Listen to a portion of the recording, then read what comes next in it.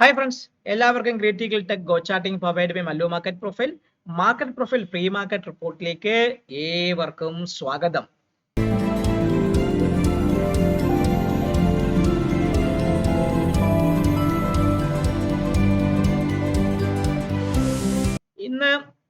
ഇന്ന് നിങ്ങൾ നോക്കിക്കഴിഞ്ഞാൽ നമ്മുടെ നിഫ്റ്റി നമ്മുടെ ബുള്ളിഷ് റെഫറൻസ് ഒക്കെ കട്ട് ചെയ്ത് ആ ഭാഗത്തൊക്കെ നിന്നു.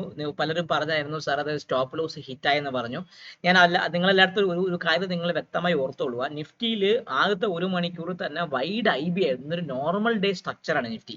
വൈഡ് ഐ ബി ആയിട്ട് മാർക്കറ്റ് വരുന്ന സമയത്ത് നിങ്ങൾ എപ്പോഴും ഓർക്കേണ്ട ഒരു കാര്യം എന്ന് പറഞ്ഞാൽ, വൈഡ് ഐ ബി വരുന്ന സമയത്ത് ബുള്ളിഷ് റെഫറൻസും wide I B I B ഹൈയുടെ ഭാഗത്താണ് ബുള്ളിഷ് റെഫറൻസ് വരുന്നുണ്ടെങ്കിൽ ദയവ് ചെയ്ത് ആ ഒരു ട്രേഡ് എടുക്കുമ്പോൾ നിങ്ങൾ ഒന്ന് സൂക്ഷിക്കുക. അല്ലെങ്കിൽ ലോട്ട് സൈസ് വളരെ കുറച്ച് മാത്രമേ ട്രേഡ് ചെയ്യാൻ ശ്രമിക്കാവുള്ളൂ. കാരണം വേറൊന്നും കൊണ്ടല്ല, ഇങ്ങനത്തെ സിറ്റുവേഷനിൽ മാർക്കറ്റിൽ വരുന്ന സമയത്ത് മാർക്കറ്റ് എന്ത് ചെയ്യുന്നു പറഞ്ഞാൽ ആ ഭാഗത്ത് കിടന്ന് സ്റ്റക്ക് ഔൺ ചെയ്യാൻ പറ്റും. കാരണം നോർമൽ ഡേ സ്ട്രക്ചർ പ്രകാരം 90% സമയത്തും ബ്രേക്ക് ഔട്ട് ഫെയിലർ ആവാനുള്ള ചാൻസേ ഉള്ളൂ. കാരണം നോർമൽ ഡേയിൽ എപ്പോഴെങ്കിലും ബ്രേക്ക് ഔട്ട് വന്ന മാർക്കറ്റ് എന്ത് ചെയ്യും? മാർക്കറ്റ് തിരിച്ച് POസിന്റെ ഭാഗത്തേക്ക് മീൻ റിവേഴ്സ് ചെയ്ത് ആ ഭാഗത്തൊക്കെ തന്നെ കിടന്ന് കളിക്കാനുള്ള ചാൻസേ ഉള്ളൂ. അപ്പൊ അതുകൊണ്ട് നിങ്ങളൊരു കാര്യം നിങ്ങൾ വ്യക്തമായി ഓർത്തോളാം. അങ്ങനത്തെ സിറ്റുവേഷൻ വരുന്ന സമയത്ത് എക്സെഷൻ നമ്മൾ ഈ ബുള്ളിഷ് റെഫറൻസിന് മുകളിൽ ലെവൽ ട്രേഡിംഗ് ചെയ്യുന്ന സമയത്ത് ദയവ് നിങ്ങൾ ആ ഒരു കാര്യം ഒഴിവാക്കാൻ വേണ്ടി ശ്രമിക്കുക.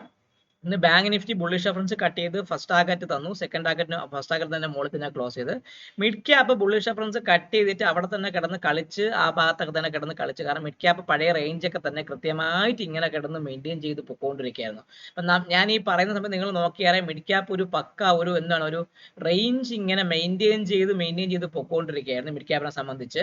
സോ ഇന്നൊരു നോർമൽ വേരിയേഷൻ അപ്ഡേ ആണ് മിഡ് ക്യാപ്പിനെ സംബന്ധിച്ച് നോക്കിക്കഴിഞ്ഞാൽ നമുക്ക് എന്താണ് മിഡ് ക്യാപ്പ് ആ ഒരു നോർമൽ വേരിയേഷൻ കൃത്യമായിട്ട് മെയിൻറ്റെയിൻ ചെയ്ത് അവ ആശ ഇങ്ങനെ പൊക്കോണ്ടിരിക്കുകയാണ്. വലിയ മാറ്റമൊന്നുമില്ല. ആ ഒരു മെയിൻറ്റെയിൻ ചെയ്യാനുള്ള ശ്രമമൊക്കെ ചെയ്യുന്നു, തിരിച്ച് താഴേക്ക് വരുന്നു, വീണ്ടും ഇത് ചെയ്യുന്നു, വീണ്ടും താഴേക്ക് വരുന്നു. അങ്ങനെ ഒരു സിറ്റുവേഷനിൽ കിടന്നാണ് മിഡ് ക്യാപ്പ് ദിവസം കളിച്ചുകൊണ്ട് പോയത്.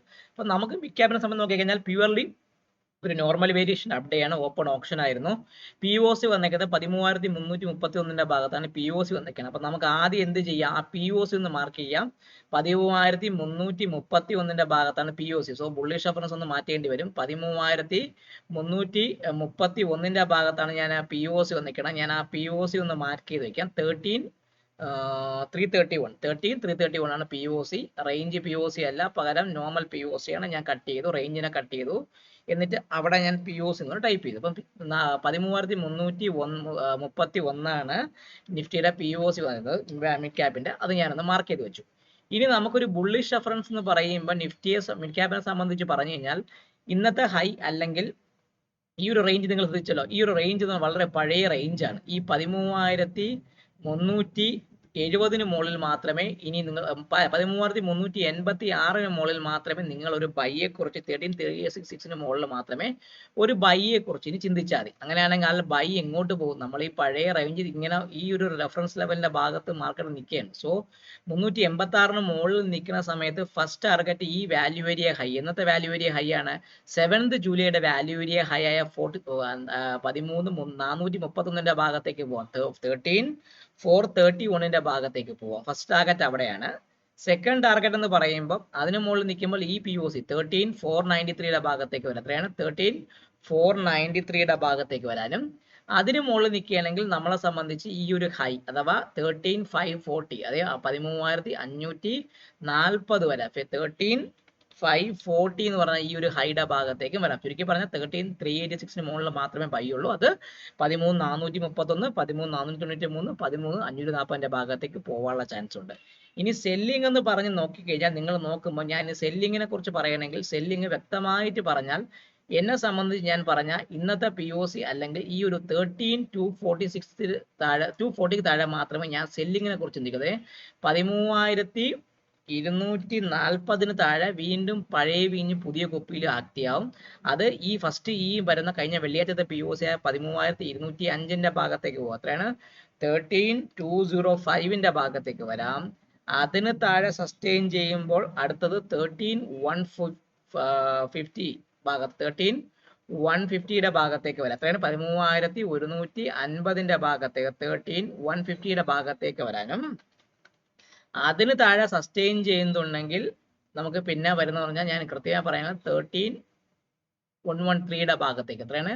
13,113 ഭാഗത്തേക്ക്, ചുരുക്കി പറഞ്ഞാൽ 13,240 താഴെ ഈ ഒരു സെല്ലിംഗ് ആക്ടിവേറ്റ് ആക്കി അവൻ താഴേക്ക് വന്ന് 205, 150, 113 ഭാഗത്തേക്ക് വരാനുള്ള ചാൻസ് മിഡ് ക്യാപ്പിനെ സംബന്ധിച്ച് വളരെയധികം കൂടുതലായിരിക്കും. സോ വൈഡ് IB ആണെങ്കിൽ നിങ്ങൾ സൂക്ഷിക്കുക. നിഫ്റ്റിയെ സംബന്ധിച്ച് ബാങ്ക് നിഫ്റ്റി നല്ലൊരു ട്രേഡ് കിട്ടിയ ദിവസമായിരുന്നു. കിടിലമായിട്ടൊരു നോർമൽ വേരിയേഷൻ അപ്ഡേ ആണ് ബാങ്ക് നിഫ്റ്റിയെ സംബന്ധിച്ച് പറയുകയാണെങ്കിൽ.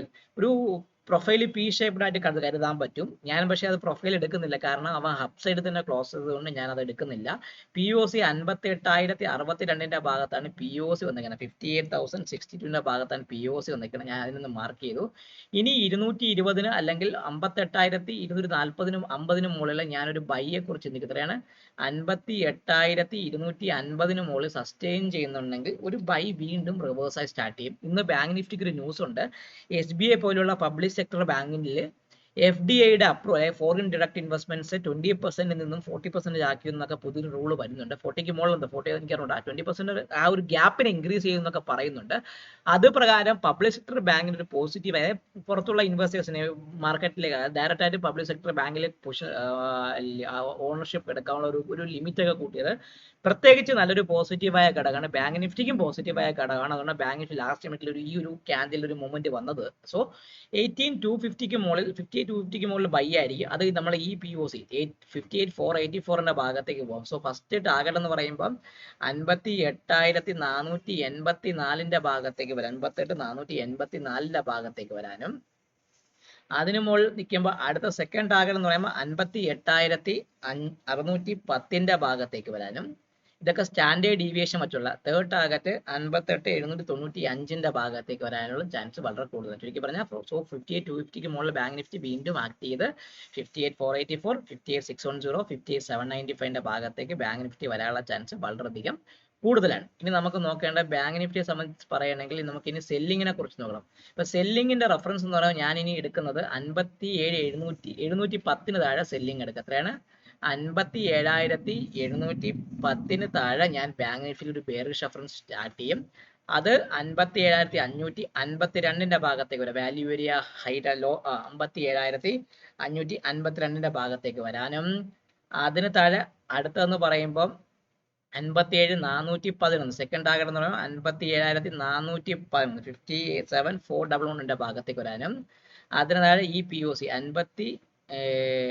ഇനി അടുത്തത് 57,148 തേർഡ് ടാർഗറ്റ് എന്ന് പറയുമ്പോൾ 57,148 ഭാഗത്തേക്ക് വരാനുള്ള ചാൻസ്. ഇതൊരു പഴയ വിർജിൻ POC. സോ ചുരുക്കി പറഞ്ഞാൽ 57,700 താഴെ, പ്രത്യേകിച്ച് പറഞ്ഞാൽ 57,550 താഴെ, 57,522 താഴെ ഈ ഒരു POCയുടെ ഭാഗത്തേക്ക് 57,148 ഭാഗത്തേക്ക് വരാനുള്ള ചാൻസ് ബാങ്ക് നിഫ്റ്റിക്ക് വളരെയധികം കൂടുതലായിരിക്കും. ഇതാണ് ബാങ്ക് നിഫ്റ്റിയെ സംബന്ധിച്ചുള്ള എൻ്റെ ആ ഒരു വ്യൂ. ഇനി നമുക്ക് നോക്കേണ്ട നിഫ്റ്റി.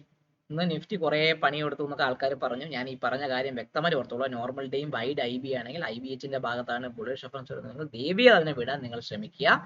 നമുക്ക് നിഫ്റ്റി നോക്കിക്കഴിഞ്ഞാൽ നിഫ്റ്റി ഒരു പെർഫെക്റ്റ് P ഷേപ്ഡ് ആണ്. ഇപ്പൊ IBക്ക് തന്നെ കൃത്യമായി പെർഫെക്റ്റ് P ഷേപ്ഡ്. ഇന്നത്തെ ഹൈക്ക് മുകളിൽ അവൻ പറക്കും കേട്ടോ. സോ 26,010 മുകളിൽ ബുള്ളിഷ് റെഫറൻസ് ആണ്. 26,010 മുകളിൽ മാർക്കറ്റ് പറക്കും. അങ്ങനെയാണെങ്കിൽ first target 26,69, second target 26,106, third target 26,165. Upside ടാർഗറ്റിന് ഒരു മാറ്റവും ഇല്ല, ഇതേ ലെവലിൽ ആക്ട് ചെയ്യും. പക്ഷേ POC ഒന്ന് മാറി 25,952 ഭാഗത്തേക്ക് മാറി 25,952 ഭാഗത്തേക്ക് POC ഒന്ന് വന്നിട്ടുണ്ട്. ഇനി നമുക്ക് ബെയറിഷ് റെഫറൻസ് എന്ന് പറയുമ്പോൾ 24,840 താഴെ 25,740 താഴെ നമുക്ക് ഒരു ബെയറിഷ് റെഫറൻസ് എടുക്കാം. അത് ഫസ്റ്റ് ടാർഗറ്റ് 25,771 ഭാഗത്തേക്ക് പോകും. എത്രയാണ്? 25,780 വയ്ക്കുക. 25,780 ഭാഗത്തേക്ക് വരാം.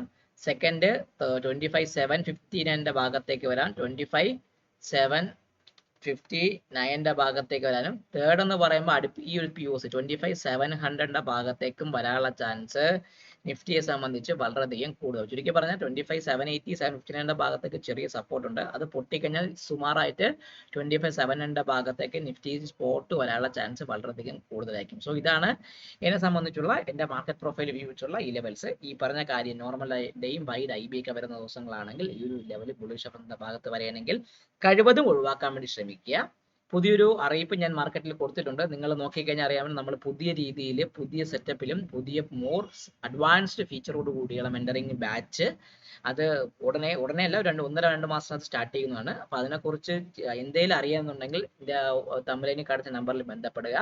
എല്ലാവരും വീഡിയോ കാണുക, ലൈക്ക് ചെയ്യുക, കമന്റ് ചെയ്യുക, സബ്സ്ക്രൈബ് ചെയ്യുക. നിങ്ങളെ ട്രേഡിംഗ് ഫ്രണ്ട്സിന് വീഡിയോ അയച്ചു കൊടുക്കാനും മറക്കാതിരിക്കുക. Take care and bye bye. Signing off from this video. Vishnuguptan.